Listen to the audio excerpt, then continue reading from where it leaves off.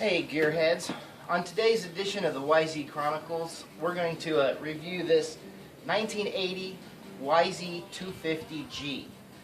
We just added it to the lineup to be built into a racer a couple days ago. Picked it up from a guy who just had it on the side of his house. And we're going to nickname this thing the YZip-tie 250 because this thing's held together by zip ties. Let's take a look around the bike and I'll show you how it's held together, and I'll show you a little bit of what makes this different from a 1979 YZ-250. Alright, check it out. This thing is worked. And to adjust the chain, this axle adjuster was turned in and this one was left out, so the axle's in there at an angle. Alright. Oh man, just get a load of this thing. I mean, how does a motorcycle get in this state of disrepair? I will never know. At least the fork boots kept the forks alive. It's got a good front rim, a good rear rim on it, and it's got a nice pair of old vintage Renthals on it that are straight. So that's pretty cool. The tank's good. There appears to be a seat cover under this seat cover all bunched up. So we're going to find out here in just a few minutes. Everything rolls well, and let's see here, let's give this thing a spin around here.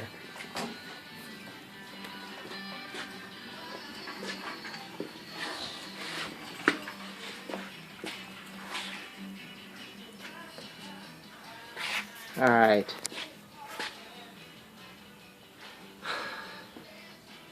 More zip ties, bungee cords, and a tie-down strap holding the tank on. I had to make sure that when I was coming down the freeway I wasn't going to lose anything. So we're going to take this thing and turn it into a racer. Suspension is better frame, better handler. So hopefully the engine's got a little more grunt. One thing that makes the 1980 YZ-250 better than the 79 YZ-250 is that the manufacturer was able to lengthen the swing arm by about 1.5 inches. And what that did was allow them to move the swing arm pivot much closer to the countershaft sprocket, okay, which allowed them to use a shorter shock and actually gain wheel travel. And that shock was moved down in the frame, and the frame was lightened.